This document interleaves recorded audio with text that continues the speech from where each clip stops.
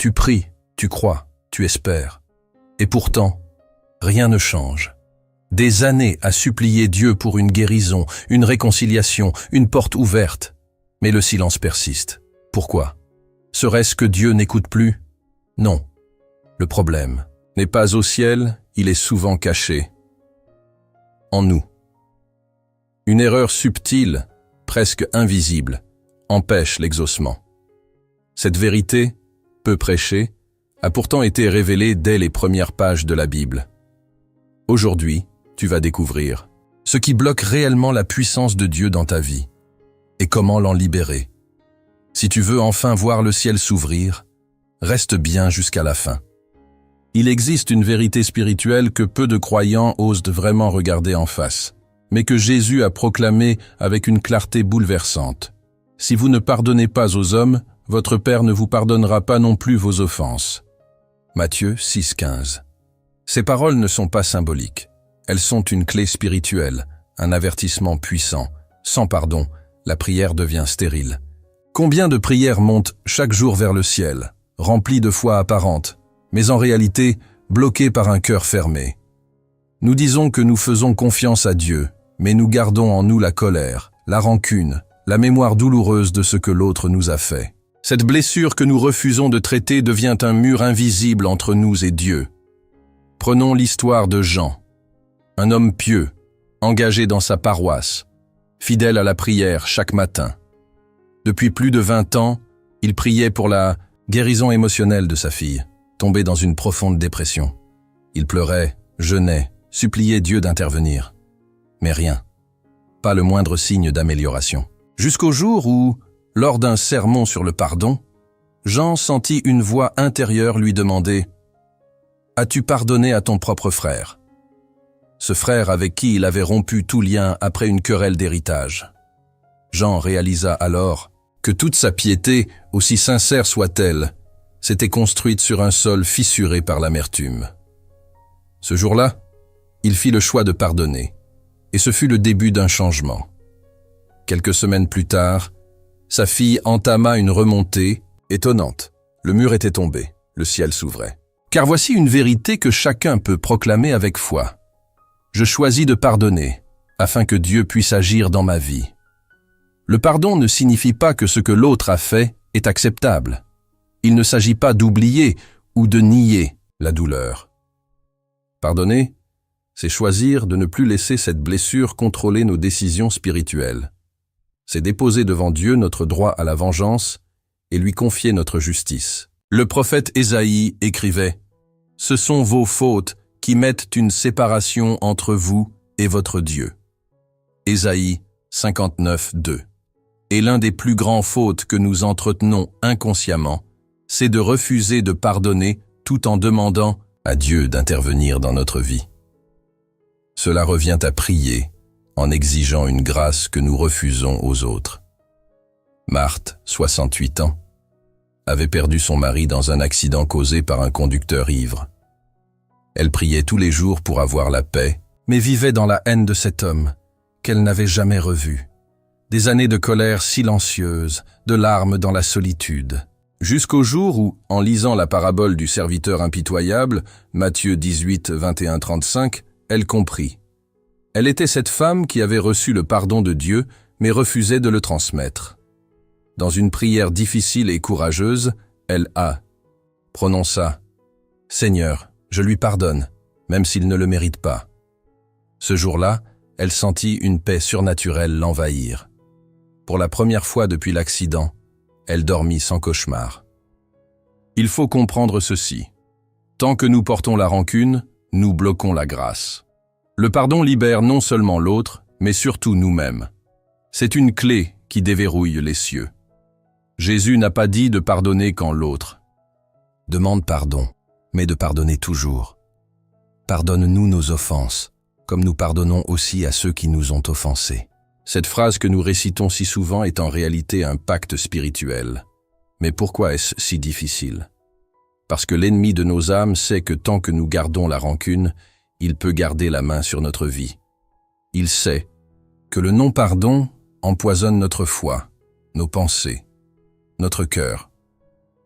C'est un poison lent, mais mortel pour la vie de prière. Il ne s'agit pas ici d'un sentiment passager ou d'une émotion artificielle. Il s'agit d'un choix spirituel, un acte d'obéissance. Comme Jésus sur la croix, regardant ses bourreaux et déclarant « Père, pardonne-leur, car ils ne savent ce qu'ils font. » Voilà notre modèle. Voilà notre appel. Et peut-être que tu te dis « Mais je n'y arrive pas. La blessure est trop profonde. » Alors sache ceci. Tu n'as pas besoin de ressentir le pardon pour le libérer. Tu as seulement besoin de décider dans la prière « Seigneur, je choisis de pardonner. Aide-moi à aller jusqu'au bout. » Et Dieu, dans sa grâce, fera le reste. Commence aujourd'hui. Ferme les yeux. Pense à cette personne. Ce visage qui te vient à l'esprit. Ce souvenir encore douloureux. Et dans le secret de ton cœur, dis à haute voix si tu le peux. Je lui pardonne. Je libère ce fardeau. Je choisis la paix. Ce simple acte, fait dans la foi, peut débloquer des années de silence spirituel. Il peut ouvrir des portes que tu croyais définitivement fermées. Le pardon est un miracle que Dieu fait en nous pour que nous puissions ensuite en voir d'autres autour de nous. Affirmons-le une fois encore. Je choisis de pardonner afin que Dieu puisse agir pleinement dans ma vie. L'un des pièges les plus subtils qui ruinent la puissance de la prière est celui de confesser une foi en Dieu avec les lèvres, tout en agissant comme si Dieu était absent ou impuissant. C'est une foi d'apparence, une foi dite mais non vécue. Et cette contradiction, même si elle est involontaire, neutralise l'impact de nos prières. Jacques, le frère du Seigneur, a écrit avec une précision tranchante qu'il demande avec foi sans douter, car celui qui doute est semblable au flot de la mer, agité par le vent et poussé de côté et d'autre. Qu'un tel homme ne s'imagine pas qu'il recevra quelque chose du Seigneur. Jacques 1, 6, 7. En d'autres termes, la prière faite avec des mots de foi, mais avec un cœur rempli d'hésitation, est comme une bouteille jetée à la mer, sans adresse. Elle n'arrive jamais à destination. Prenons le cas d'Élise, une femme fidèle de 59 ans. Chaque matin, elle se levait à 6 heures pour prier, lire sa Bible et confier à Dieu la guérison de sa hanche douloureuse. Elle priait avec larmes, avec ferveur, et dans ses mots, elle affirmait croire que Dieu pouvait la guérir. Mais dès qu'elle se levait de sa chaise, elle murmurait « Je suis foutue, je finirai sur un fauteuil roulant. » Sans le savoir, elle contredisait sa prière par ses paroles quotidiennes. Le doute, logé dans son langage et dans ses pensées, sabote la prière faite en apparence avec foi. Voici une vérité spirituelle que beaucoup ignorent. Notre bouche peut être la plus grande ennemie de notre prière. Jésus a dit « C'est de l'abondance du cœur que la bouche parle ». Luc 6, 45. Si, après avoir prié, nous parlons en termes de peur, de négation, de malheur, cela signifie que notre foi n'a pas vraiment pénétré notre cœur. C'est là que le décalage se crée, une foi déclarée mais non incarnée. Nous devons comprendre que la foi ne se limite pas à croire que Dieu peut, même les démons croient cela, Jacques 2, 19. La vraie foi, celle qui touche le ciel, c'est celle qui croit que Dieu va parce qu'il l'a promis, parce qu'il est fidèle à sa parole. Et cette foi-là ne se contente pas de paroles pieuses. Elle agit. Elle parle selon la promesse, elle marche selon la promesse, elle pense selon la promesse. Abraham en est l'exemple parfait. Dieu lui promet une descendance à 75 ans. Il en a 100 quand Isaac naît. Mais durant tout ce temps, il ne chancelle pas dans sa foi. Pourquoi? Parce qu'il espérait contre toute espérance, dit la Bible. Romains 4, 18. Il ne se figeait pas dans les faits visibles, son âge, le ventre stérile de Sarah, mais dans la parole reçue. Voilà ce que signifie marcher par la foi et non par la vue. 2 Corinthiens 5, 7. Nous vivons dans une époque où l'émotion a pris le pas sur la conviction. Beaucoup confondent l'élan du cœur avec l'engagement de la foi. On prie avec passion un jour, puis on se décourage le lendemain parce que rien ne change immédiatement. Mais la vraie foi est une position intérieure. Elle ne dépend pas des circonstances. Elle s'alimente des promesses. Prenons le témoignage de René, 64 ans, ancien entrepreneur ruiné par une escroquerie. Il priait chaque jour pour retrouver une stabilité financière. Mais il passait ses journées à se lamenter. « À mon âge, c'est fini pour moi. Je ne retrouverai jamais ma dignité. » Un jour, lors d'une conférence chrétienne, un pasteur le défia « Tu veux que Dieu ouvre des portes, mais tu passes ton temps à enfoncer toi-même les tiennes. » Ce fut un électrochoc. René décida de changer ses paroles. Il se mit à proclamer les promesses bibliques sur la provision « Mon Dieu pourvoira à tous mes besoins selon sa richesse. » Philippiens 4, 19. Il refusa de prononcer un mot de découragement pendant 40 jours.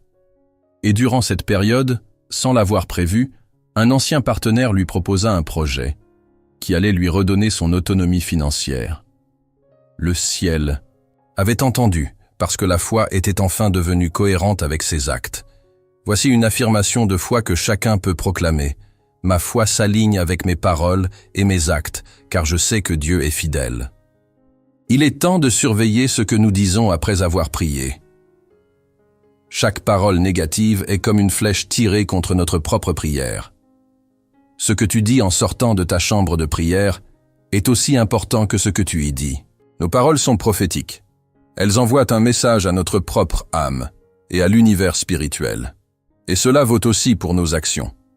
Si tu pries pour un travail, commence à te préparer, à organiser ton quotidien comme si l'opportunité allait arriver demain. Si tu pries pour la guérison, commence à te voir marcher, sourire, vivre sans cette douleur. Si tu pries pour ton enfant rebelle, commence à le bénir chaque jour, à l'appeler homme de Dieu. Même s'il est encore loin. La foi agit avant de voir. Noé a construit l'arche alors qu'il n'avait jamais vu une goutte de pluie. Il a mis sa foi en action, et c'est ainsi que Dieu l'a justifié. La foi qui plaît à Dieu est toujours une foi en mouvement. Peut-être as-tu prié durant des années sans voir de résultat. Pose-toi cette question. Mes paroles, mes pensées et mes actions sont-elles alignées avec ce que je demande à Dieu? Car le doute n'est pas toujours bruyant. Parfois, il se glisse dans nos silences, dans nos soupirs, dans nos habitudes. Mais aujourd'hui, tu peux renverser cette dynamique. Choisis de parler comme si Dieu t'avait déjà exaucé. Choisis de marcher comme si la promesse était en chemin. Ne laisse plus tes émotions définir ta théologie. Laisse la parole de Dieu guider ta foi. Voici une autre affirmation à graver dans ton cœur. Je crois sans voir, et j'agis en accord avec ma prière. Dieu ne cherche pas une foi parfaite. Il cherche une foi vraie. Une foi qui doute peut-être parfois, mais qui revient toujours à la promesse. Une foi qui avance même en tremblant. Une foi qui refuse de dire une chose à genoux et l'inverse, debout. Aujourd'hui, fais ce pas. Redresse ta prière par ta manière de penser, de parler et de vivre. Et tu verras que ce que tu as longtemps demandé sans résultat commencera enfin à germer, car tu auras aligné la foi déclarée avec la foi vécue. La prière, dans sa nature la plus profonde, est un dialogue, une communion entre l'être humain et son Créateur. Pourtant, bien souvent, elle devient un long monologue, une suite de requêtes, de soupirs, de larmes, sans pause, sans silence, sans écoute. Nous parlons à Dieu, mais nous n'attendons jamais qu'il réponde. Et cette attitude transforme la prière en un exercice déséquilibré, sincère, certes, mais incomplet. Dieu n'est pas un distributeur automatique de bénédictions. Il est un père, et tout père souhaite que ses enfants l'écoutent autant qu'il lui parle. Dans 1 Samuel 3:10, le jeune Samuel répond « Parle, Éternel, ton serviteur écoute. » Quelle simplicité, quelle puissance. Dans cette courte phrase, tout est dit, l'humilité, l'attente, l'ouverture du cœur. Mais aujourd'hui, combien de prières commencent par « Écoute-moi, Seigneur » et se terminent par « Amen », sans jamais laisser un espace pour que Dieu puisse lui aussi s'exprimer. Ce déséquilibre nous prive de la partie la plus riche de la prière, la direction divine, car Dieu parle. Encore faut-il se taire. Prenons l'exemple de Claire, enseignante retraitée, veuve depuis quelques années. Elle priait avec ferveur pour sa fille, éloignée de la foi, prise dans une vie de confusion et de douleur. Chaque matin, elle suppliait Dieu. « Ramène-la. Seigneur, touche son cœur. » Mais les années passaient et rien ne changeait. Jusqu'au jour où, dans sa prière, elle changea une phrase.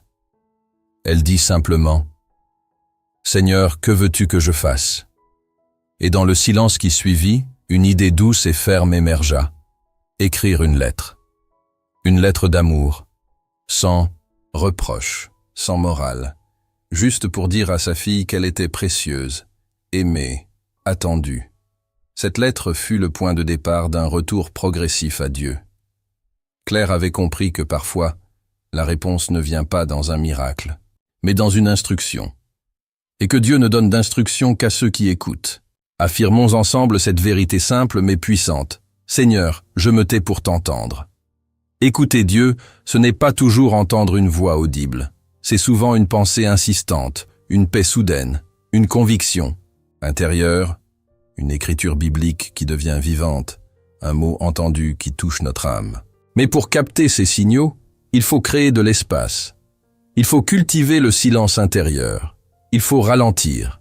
Jésus lui-même, Fils de Dieu, se retirait régulièrement pour prier et écouter. Dans Marc 1,35, il est écrit « Le matin, longtemps avant le jour, il se leva, sortit et s'en alla dans un lieu désert, où il pria. » Ce n'était pas une habitude religieuse, mais une nécessité relationnelle. Même lui, dans son humanité, avait besoin d'entendre son « Père », combien plus nous. Et pourtant, nos prières ressemblent souvent à un journal télévisé que nous déclamons à Dieu. Les nouvelles du jour, nos doléances, nos blessures, nos besoins. Tout est vrai, tout est sincère, mais tout est à sens unique. Imaginez un couple où l'un parle sans cesse et l'autre ne peut jamais répondre. Ce couple peut-il grandir dans l'amour, la complicité, la maturité? Non. Il en va de même pour notre relation avec Dieu. L'un des obstacles à l'écoute, c'est la précipitation. Nous vivons dans un monde rapide, où tout doit aller, vite. Et cette urgence s'infiltre même dans notre vie spirituelle. Nous voulons des prières efficaces, des réponses immédiates. Mais Dieu, lui, travaille souvent dans la lenteur, dans le silence, dans la maturation. Il ne se presse pas. Il façonne. Écouter Dieu demande donc de réapprendre à attendre, à méditer, à rester dans le silence après avoir prié, à garder un carnet pour noter les pensées qui viennent, à relire la Bible non pas pour cocher une case, mais pour y entendre une voix. « Mes brebis entendent ma voix », dit Jésus dans Jean 10, 27. La question n'est pas « est-ce que Dieu parle ?», mais « est-ce que j'écoute ?» Prenons l'histoire de David, un homme selon le cœur de Dieu. Avant chaque bataille, il consultait l'Éternel. Il ne partait pas en guerre sans direction. Et souvent, Dieu lui parlait d'une manière très précise. « Tu n'attaqueras pas de front, attends le bruit des pas dans les cimes des mûriers. » 2 Samuel 5, 24. Imaginez s'il avait agi par habitude, par automatisme. Il aurait perdu. Mais parce qu'il savait écouter, il savait aussi quand agir. Écouter Dieu, c'est aussi accepter qu'il dise non, ou pas maintenant, ou attends. Et cela demande une maturité spirituelle, car l'écoute véritable suppose la confiance. Même si la réponse me surprend, je sais qu'elle est bonne. Même si elle diffère de mes attentes, elle me guide vers le meilleur. Sylvie, 71 ans, priait depuis des mois pour vendre sa maison afin de rejoindre ses enfants dans une autre ville. Rien ne se passait. Un jour, dans un moment de silence devant Dieu, elle sentit une paix étrange l'envahir, accompagnée de ces mots « Reste encore une saison ». Elle obéit, à contre-cœur. 3 mois plus tard, une voisine tomba gravement malade. Sylvie l'accompagna jusqu'à sa mort, priant avec elle, lui parlant de Jésus. Cette femme donna sa vie à Christ avant de partir. Puis, comme par miracle, la maison fut vendue. Dieu avait un plan plus grand que celui de Sylvie, mais il fallait qu'elle écoute. Aujourd'hui, Dieu continue de parler, par sa parole, par son esprit, par la nature, par les circonstances, par les autres.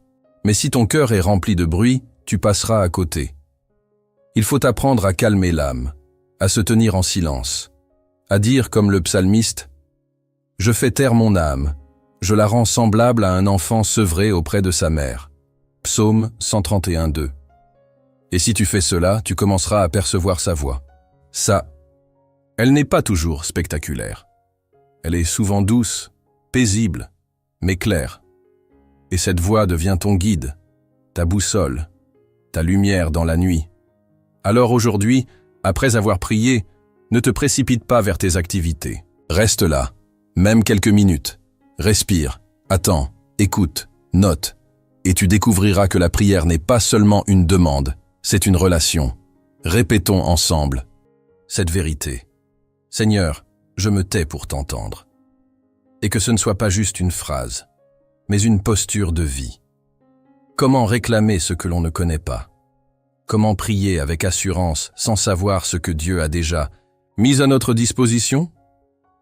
Beaucoup de croyants vivent leur vie spirituelle comme des héritiers qui n'auraient jamais lu leur testament. Ils mendient ce que le ciel leur a déjà offert. Ils supplient pour ce que Dieu a promis librement. Pourquoi? Parce qu'ils ignorent les promesses divines. La parole de Dieu est un coffre au trésor rempli de promesses, de garanties, de provisions célestes pour chaque aspect de notre vie.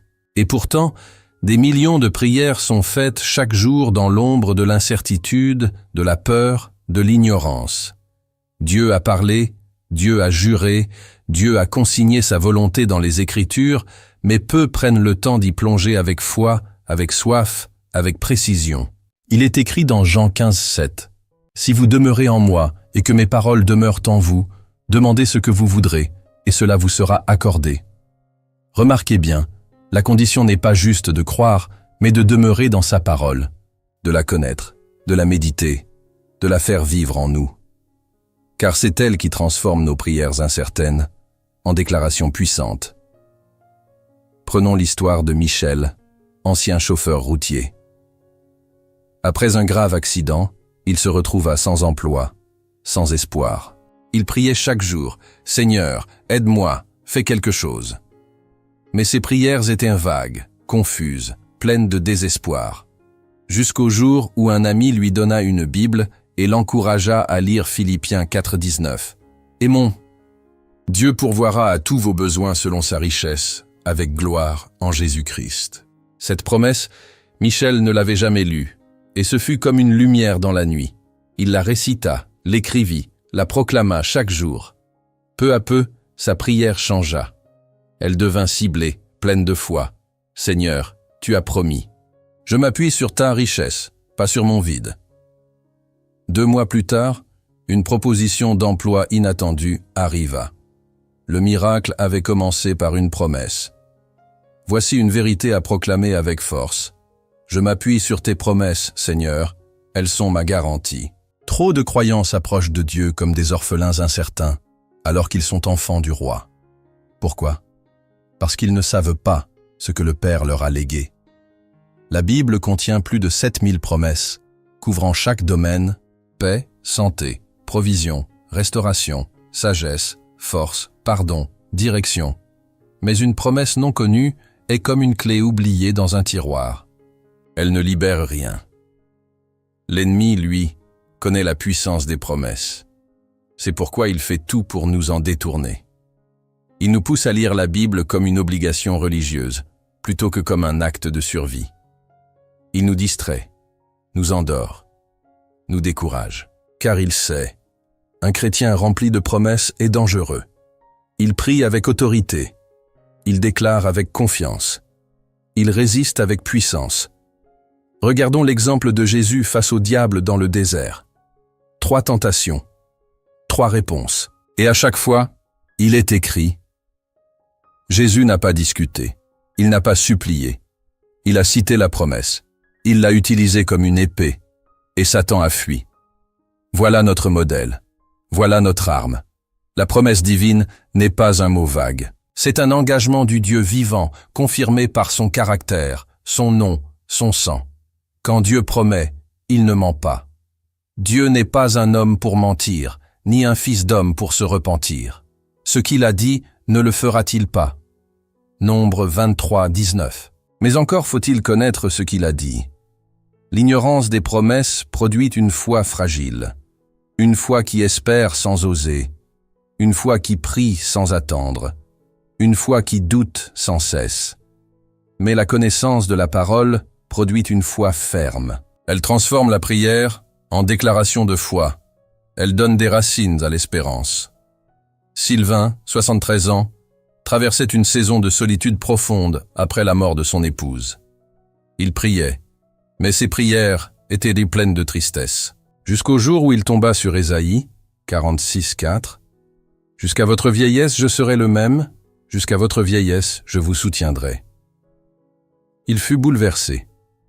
Il comprit que Dieu ne l'avait pas abandonné, que même dans l'âge avancé, il était porté, soutenu. Il accrocha ce verset au-dessus de son lit, et chaque jour, il le proclamait. Son cœur se releva, sa foi aussi. Il retrouva une paix qu'il pensait perdue. Il ne suffit pas de lire la Bible, il faut la manger, comme Jérémie. Quand tes paroles se sont présentées, je les ai dévorées. Jérémie 15, 16. Il faut les méditer jour et nuit, comme Josué, que ce livre de la loi ne s'éloigne point de ta bouche. Josué 1, 8. Il faut les déclarer à haute voix, les écrire, les prier, les vivre. Chaque promesse est une semence. Si tu la sèmes dans ton cœur, elle portera du fruit. Mais si tu l'ignores, elle reste stérile. Aujourd'hui, Dieu t'invite à redécouvrir l'héritage qu'il t'a donné. Ouvre la parole, cherche-y ta réponse, remplis ta bouche de ces paroles et regarde ta prière changer de niveau. Proclame avec foi. Je connais les promesses de Dieu. Elles sont la fondation de ma prière. Dieu ne cherche pas la perfection, mais il cherche l'authenticité. Il peut tout supporter, sauf le double jeu. La Bible nous avertit clairement. Nettoyez vos mains, pécheurs, purifiez vos cœurs, hommes partagés. Jacques 4, 8. Un cœur divisé, tiraillé entre Dieu et le monde, entre la foi et le compromis, devient stérile dans la prière, car Dieu ne répond pas aux prières prononcées d'une bouche qui le loue le dimanche et le renie en silence le reste de la semaine. Un cœur partagé est souvent difficile à discerner de l'extérieur. Il peut porter un masque de piété, mais à l'intérieur, il y a lutte, duplicité, compromis. Ce n'est pas que la personne ne croit pas, c'est qu'elle veut croire sans renoncer. Elle veut Dieu et sa propre volonté. Elle veut la bénédiction sans l'obéissance. Et cela bloque le flot de la grâce. Prenons l'histoire d'Anne, 58 ans. Elle allait à l'église chaque semaine, participait aux réunions de prière, connaissait les versets par cœur. Mais dans sa vie personnelle, elle nourrissait la jalousie, entretenait une relation secrète hors de la volonté de Dieu, et refusait de pardonner une injustice subie dans sa jeunesse. Elle priait sans cesse pour la paix intérieure, mais cette paix ne venait jamais. Jusqu'au jour où, confrontée à un enseignement sur la sincérité devant Dieu, elle éclata en larmes. « Seigneur, j'ai joué un rôle. Je t'ai prié d'un cœur que je ne t'avais jamais vraiment offert. » Ce jour-là, elle renonça à la double vie. Elle confessa tout. Et peu à peu, une transformation profonde s'opéra. La paix qu'elle cherchait depuis tant d'années arriva enfin. Voici une vérité à proclamer avec foi. Mon cœur est tout entier à toi, Seigneur. La double, vie spirituelle, est l'un des pièges les plus dangereux pour le croyant. Elle installe une routine religieuse, mais vide de puissance. Elle nous rend tièdes. Et Jésus est clair. Je connais tes œuvres. Tu n'es ni froid ni bouillant. Ainsi, parce que tu es tiède, je te vomirai de ma bouche. Apocalypse 3, 15, 16. Dieu préfère une personne perdue, mais honnête, à une personne religieuse mais fausse. Un cœur partagé n'est pas forcément rebelle. Il peut être sincère, mais prisonnier de l'hésitation. Comme ces Israélites à qui Élie dit « Jusqu'à quand clocherez-vous des deux côtés? Si l'Éternel est Dieu, suivez-le. » 1 Roi 18, 21. Le cœur partagé veut suivre Dieu, mais garde une porte de sortie, une habitude cachée, un compromis moral, un attachement toxique. Mais Dieu veut tout, pas une part. pas un pourcentage. Tout. Car c'est seulement quand il a tout qu'il peut tout bénir. David, malgré ses fautes, est appelé un homme selon le cœur de Dieu, parce qu'il avait un cœur entier, repentant, humble. À chaque chute, il revenait complètement. Il ne jouait pas à l'hypocrisie. Il exposait tout, confessait tout, offrait tout, et Dieu répondait à ses prières. Aujourd'hui encore, Dieu cherche des cœurs entiers. Pas des croyants parfaits, mais des croyants vrais. Des hommes et des femmes qui prient non pour cacher, mais pour s'ouvrir. Non pour obtenir, mais pour s'abandonner. Sylvia, 66 ans, priait depuis des années pour que son mari, alcoolique, change. Elle suppliait Dieu, elle jeûnait même. Mais au fond, elle entretenait aussi une amertume constante, une dureté dans son langage, une arrogance spirituelle envers lui. Un jour, Dieu la confronta. « Tu veux que je le change, mais toi, veux-tu changer ?» Elle fut bouleversée. Elle réalisa que sa prière était sincère, mais son cœur était partagé, plein d'amour, mais aussi de jugement. Elle commença à prier autrement. « Seigneur, transforme-moi d'abord. » Et c'est dans cette humilité que la transformation de son mari débuta. Voici. Une autre affirmation de foi, « Je ne veux plus de compromis. Mon cœur est à toi, tout entier. » Car la double vie n'est pas seulement un frein à la prière. Elle est aussi un danger pour l'âme. Elle épuise. Elle crée un tiraillement constant. Elle donne l'illusion d'être proche de Dieu tout en nous éloignant. Jésus a dit « Nul ne peut servir deux maîtres » Matthieu 6, 24. Il faut choisir. Et cette décision, aucun autre ne peut la prendre pour nous. Elle se prend dans le secret, dans la vérité, dans un moment de face-à-face avec Dieu. Non. Pas avec honte, mais avec courage. Le courage de dire « Seigneur, je veux t'appartenir sans réserve. J'abandonne le masque. Je choisis la lumière. » Il n'y a pas de paix sans intégrité. Il n'y a pas de puissance dans la prière sans transparence devant Dieu. La bénédiction ne coule que là où il n'y a plus de dissimulation. Alors aujourd'hui, fais ce pas. Ouvre ton cœur. Demande à Dieu de révéler s'il y a encore des zones d'ombre. Et s'il te montre quelque chose, ne fuis pas, ne justifie pas, ne remets pas à demain.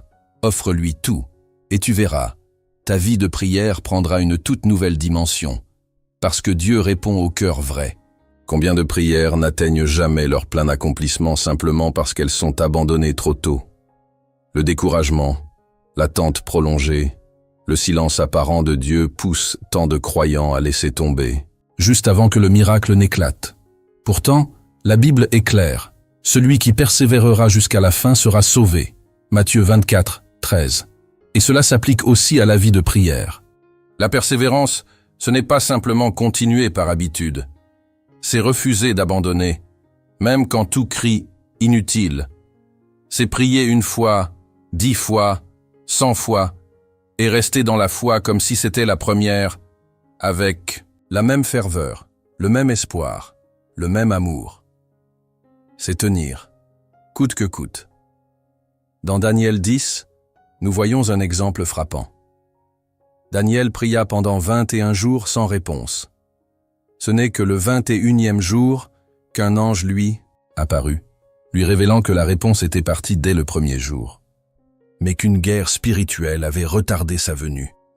Imagine, s'il avait cessé au jour 20, il n'aurait jamais su que la réponse était déjà en route. Ce passage révèle une vérité souvent oubliée. Il se passe des choses dans l'invisible quand nous prions. Et parfois, ces combats prennent du temps. La prière n'est pas un bouton magique. C'est une semence. Et toute semence, pour porter du fruit, doit être arrosée, entretenue, protégée, avec patience.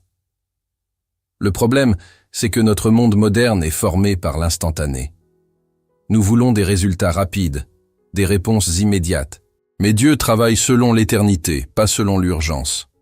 Prenons l'histoire de Patricia, une femme de 62 ans qui priait pour la conversion de son mari depuis plus de 15 ans. Elle avait tout essayé, jeûne, intercession, chaîne, de prière, mais rien ne bougeait. Elle était à 2 doigts d'abandonner. Un jour, lors d'une réunion, elle entendit cette phrase « Dieu agit même quand tu ne vois rien ». Ce fut comme une étincelle dans son cœur. Elle reprit la prière avec un cœur renouvelé, mais cette fois sans pression, sans obsession. Avec paix. 3 mois plus tard, son mari entra à l'église, en larmes, demandant à rencontrer un pasteur. Ce qu'elle avait attendu si longtemps s'était produit, parce qu'elle avait persévéré jusqu'au bout. Répète cette vérité, avec force. Je persévère, car Dieu est fidèle. Dieu honore ceux qui tiennent bon. Jésus a raconté une parabole précise pour illustrer cela.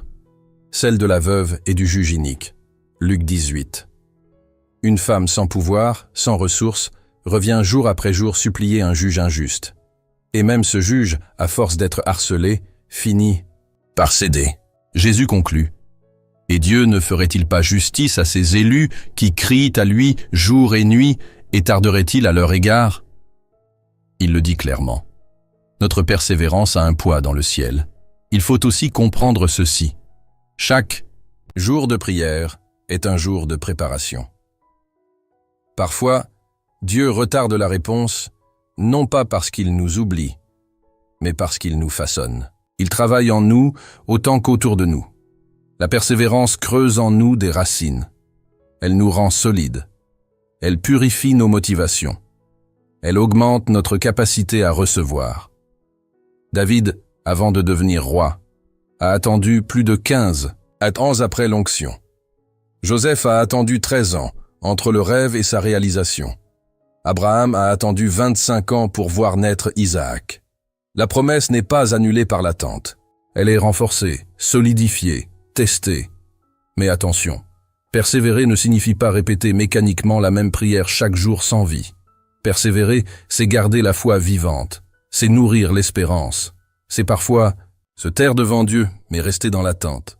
C'est remercier avant de voir, louer avant d'avoir reçu. Et dire chaque jour, je sais que tu m'as entendu et je ne lâcherai pas.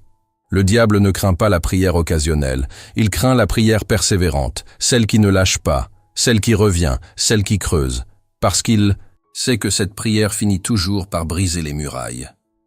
Alors aujourd'hui, pose-toi cette question. As-tu abandonné une prière trop tôt? As-tu laissé tomber une promesse parce que rien ne bougeait? Si oui, Dieu t'invite à reprendre là où tu t'étais arrêté. Il n'est jamais trop tard pour croire à nouveau. Recommence à prier pour ce fils perdu, pour cette guérison attendue, pour ce rêve enterré, et fais-le avec une foi nouvelle, car chaque jour de persévérance est un jour de plus vers l'accomplissement. Tu l'as vu tout au long de ce message. Si 90% des prières restent sans réponse, ce n'est pas parce que Dieu est lointain ou sourd, mais parce qu'il existe des obstacles spirituels, souvent cachés, parfois ignorés. Un manque de pardon, une foi contredite par les actes, une prière sans écoute, une méconnaissance des promesses, un cœur partagé ou un abandon prématuré. Mais la bonne nouvelle, c'est que tout cela peut être changé, aujourd'hui même. Dieu veut répondre. Il aime répondre, mais il cherche un cœur disposé, vrai, aligné avec sa parole. Et si tu t'es reconnu dans l'un ou plusieurs de ces points, ne sois pas accablé, sois encouragé, car la lumière a été faite, et là où la vérité entre, la liberté suit. Reviens à la prière avec un cœur pur, une foi ferme, une oreille attentive, des paroles alignées, un engagement total et une persévérance sans relâche. Et tu verras. Oui, tu verras. Le ciel s'ouvrira, car Dieu est fidèle. Si ce message a touché ton cœur, si tu as été éclairé, fortifié, alors ne garde pas cela pour toi. Aime cette vidéo, abonne-toi à cette chaîne et partage ce contenu avec quelqu'un qui a besoin d'entendre cette vérité. Ensemble, réveillons des prières puissantes, alignées, persévérantes, et voyons Dieu agir. À très bientôt, et surtout, n'arrête jamais de... Une autre affirmation de foi. Je ne veux plus de compromis. Mon cœur est à toi, tout entier. Car la double vie n'est pas seulement un frein à la prière. Elle est aussi un danger pour l'âme. Elle épuise. Elle crée un tiraillement constant. Elle donne l'illusion d'être proche de Dieu, tout en nous éloignant. Jésus a dit « Nul ne peut servir 2 maîtres » Matthieu 6, 24. Il faut choisir. Et cette décision, aucun autre ne peut la prendre pour nous. Elle se prend dans le secret, dans la vérité, dans un moment de face à face avec Dieu. Non, pas avec honte, mais avec courage. Le courage de dire « Seigneur, je veux t'appartenir sans réserve. J'abandonne le masque. Je choisis la lumière. » Il n'y a pas de paix sans intégrité. Il n'y a pas de puissance dans la prière sans transparence devant Dieu. La bénédiction ne coule que là où il n'y a plus de dissimulation. Alors aujourd'hui, fais ce pas. Ouvre ton cœur. Demande à Dieu de révéler s'il y a encore des zones d'ombre. Et s'il te montre quelque chose, ne fuis pas. Ne justifie pas. Ne remets pas à demain. Offre-lui tout. Et tu verras, ta vie de prière prendra une toute nouvelle dimension. Parce que Dieu répond au cœur vrai. Combien de prières n'atteignent jamais leur plein accomplissement simplement parce qu'elles sont abandonnées trop tôt? Le découragement, l'attente prolongée, le silence apparent de Dieu pousse tant de croyants à laisser tomber, juste avant que le miracle n'éclate. Pourtant, la Bible est claire. Celui qui persévérera jusqu'à la fin sera sauvé. Matthieu 24, 13. Et cela s'applique aussi à la vie de prière. La persévérance, ce n'est pas simplement continuer par habitude. C'est refuser d'abandonner, même quand tout crie « inutile ». C'est prier 1 fois, 10 fois, 100 fois, et rester dans la foi comme si c'était la première. Avec la même ferveur, le même espoir, le même amour. C'est tenir, coûte que coûte. Dans Daniel 10, nous voyons un exemple frappant. Daniel pria pendant 21 jours sans réponse. Ce n'est que le 21e jour qu'un ange lui apparut, lui révélant que la réponse était partie dès le 1er jour. Mais qu'une guerre spirituelle avait retardé sa venue. Imagine, s'il avait cessé au jour 20, il n'aurait jamais su que la réponse était déjà en route. Ce passage révèle une vérité souvent oubliée. Il se passe des choses dans l'invisible quand nous prions. Et parfois, ces combats prennent du temps. La prière n'est pas un bouton magique. C'est une semence. Et toute semence, pour porter du fruit, doit être arrosée, entretenue, protégée, avec patience. Le problème, c'est que notre monde moderne est formé par l'instantané. Nous voulons des résultats rapides, des réponses immédiates. Mais Dieu travaille selon l'éternité, pas selon l'urgence. Prenons l'histoire de Patricia, une femme de 62 ans, qui priait pour la conversion de son mari depuis plus de 15 ans. Elle avait tout essayé, jeûne, intercession, chaîne de prière, mais rien ne bougeait. Elle était à 2 doigts d'abandonner. Un jour, lors d'une réunion, elle entendit cette phrase « Dieu agit même quand tu ne vois rien ». Ce fut comme une étincelle dans son cœur. Elle reprit la prière avec un cœur renouvelé, mais cette fois sans pression, sans obsession, mais avec paix. 3 mois plus tard, son mari entra à l'église, en larmes, demandant à rencontrer un pasteur. Ce qu'elle avait attendu si longtemps s'était produit, parce qu'elle avait persévéré jusqu'au bout. Répète cette vérité avec force. Je persévère, car Dieu est fidèle. Dieu honore ceux qui tiennent bon. Jésus a raconté une parabole précise pour illustrer cela. Celle de la veuve et du juge inique, Luc 18. Une femme sans pouvoir, sans ressources, revient jour après jour supplier un juge injuste. Et même ce juge, à force d'être harcelé, finit par céder. Jésus conclut. Et Dieu ne ferait-il pas justice à ses élus, qui crient à lui jour et nuit, et tarderait-il à leur égard? Il le dit clairement. Notre persévérance a un poids dans le ciel. Il faut aussi comprendre ceci. Chaque jour de prière est un jour de préparation. Parfois, Dieu retarde la réponse, non pas parce qu'il nous oublie, mais parce qu'il nous façonne. Il travaille en nous autant qu'autour de nous. La persévérance creuse en nous des racines. Elle nous rend solides. Elle purifie nos motivations. Elle augmente notre capacité à recevoir. David, avant de devenir roi, a attendu plus de 15 ans après l'onction. Joseph a attendu 13 ans entre le rêve et sa réalisation. Abraham a attendu 25 ans pour voir naître Isaac. La promesse n'est pas annulée par l'attente. Elle est renforcée, solidifiée, testée. Mais attention, persévérer ne signifie pas répéter mécaniquement la même prière chaque jour sans vie. Persévérer, c'est garder la foi vivante, c'est nourrir l'espérance. C'est parfois se taire devant Dieu, mais rester dans l'attente.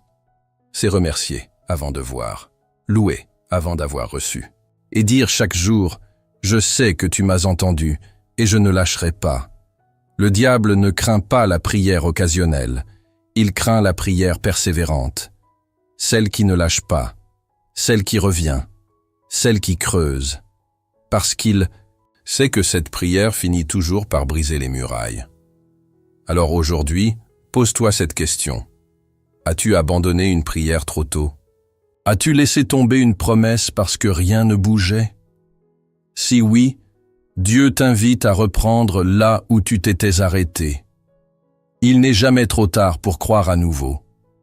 Recommence à prier pour ce fils perdu, pour cette guérison attendue, pour ce rêve enterré. Et fais-le avec une foi nouvelle. Car chaque jour de persévérance est un jour de plus vers l'accomplissement. Tu l'as vu tout au long de ce message. Si 90% des prières restent sans réponse, ce n'est pas parce que Dieu est lointain ou sourd, mais parce qu'il existe des obstacles spirituels, souvent cachés, parfois ignorés.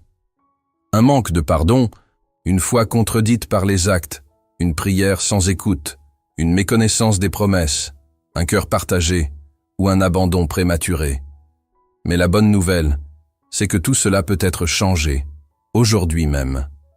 Dieu veut répondre. Il aime répondre, mais il cherche un cœur disposé, vrai, aligné avec sa parole. Et si tu t'es reconnu dans l'un ou plusieurs de ces points, ne sois pas accablé. Sois encouragé, car la lumière a été faite. Et là où la vérité entre, la liberté suit. Reviens à la prière avec un cœur pur, une foi ferme, une oreille attentive, des paroles alignées, un engagement total et une persévérance sans relâche. Et tu verras. Oui, tu verras. Le ciel s'ouvrira, car Dieu est fidèle. Si ce message a touché ton cœur, si tu as été éclairé, fortifié, alors ne garde pas cela pour toi. Aime cette vidéo, abonne-toi à cette chaîne et partage ce contenu avec quelqu'un qui a besoin d'entendre cette vérité. Ensemble, réveillons des prières puissantes, alignées, persévérantes, et voyons Dieu agir. À très bientôt. Et surtout, n'arrête jamais de prier.